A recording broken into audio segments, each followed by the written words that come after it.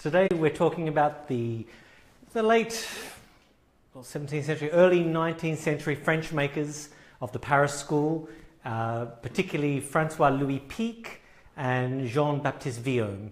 Now I have two instruments by Francois Lui Peak. This is one of them here we're going to talk about. Now he was a maker born in Mirecourt in 1758. He died in Paris 1822. Now in 1777 he established himself in Paris as a maker, training in his hometown, which was Mirecourt. Mirecourt is one of the centres of violin making and bow making in France. And he moved to Paris, like I said, set up his own shop in 1777, aged 19. And he was making basically the Stradivari model. So this is what we would say is a Stradivari copy by Francois Lui Peak, made in 1780. Now it's basically a long pattern Strad. So of course Strad, we have his different periods. We have Amati when he first started, his long pattern 1690 to 1700, the golden period from 1700 to 1720, and then we have his last period 1720 till his death in 1736. I think that's his dates. Anyway, this violin here is a sort of a hybrid, I would say. It's not a direct, exact replica of a Stradivari, but it's a mixture of, it's a violin that we would say that is a Strad model. Now, if we change to a different violin here, we can have a look at another one by Francois Lui Peak, made in 1800. Now, very different model, still Stradivarian in outline, so it's not Guarneri, it's still a Stradivari outline, but very much his own model. Particularly, you know, this has a one-piece front, so it's made by one piece of wood, whereas the other violin was made of one piece of wood that had been chopped in half and joined. This is a one-piece front, one-piece back, incredibly beautiful back, made in 1800. Now, the other most famous maker of that period was Nikola Lupo. Now, born the same year as Francois Lui Peak, but we always think of Peak as being the older maker, even though there was only a couple of years difference when they died. Lupo made some instruments for Pique from 1792 and then was established himself in Paris a few years later and became the most famous maker of that period. So Pique never quite reached the high levels of Lupo, although if you look at this violin, and I hope you'll agree, it's very, very close. Now, we move along through the family, the Gaunt family, some of the Bernardels, but the next most important maker in Paris is Jean-Baptiste Vuillaume.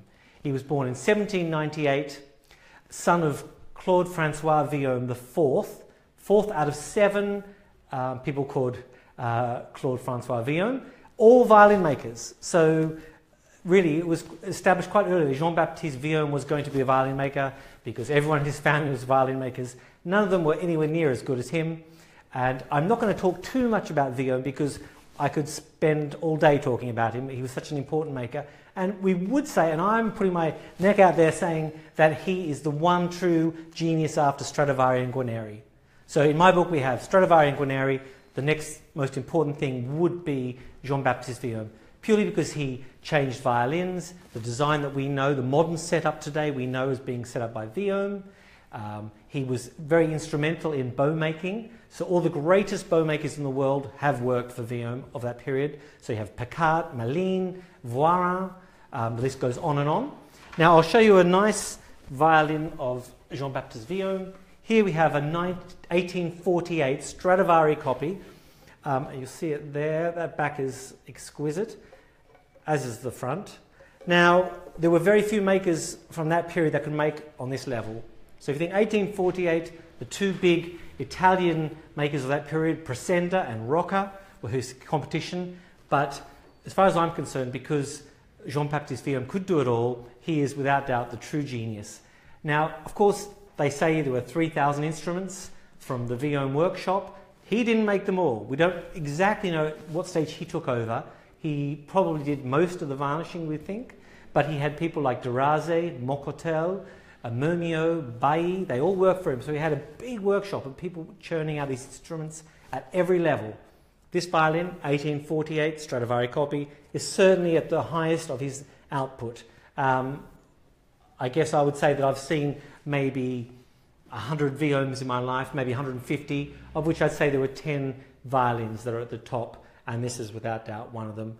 Now I'm going to play a few notes. I know everyone is sick and tired of my little fumbling around of the piece I play. I'm afraid we're stuck with it until I can learn something else. It is what it is. So let's have a play. So this is the Violin. I'll just play some open strings because people like that, I'm told.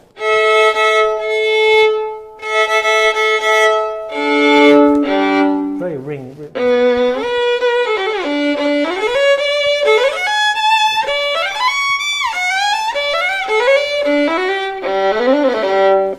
That's the Violin. Now let's play the Pique. So the Pique, like I said, 1780. The Violin was 1848. So 60 years difference. A bit more, isn't it? Yeah, 68.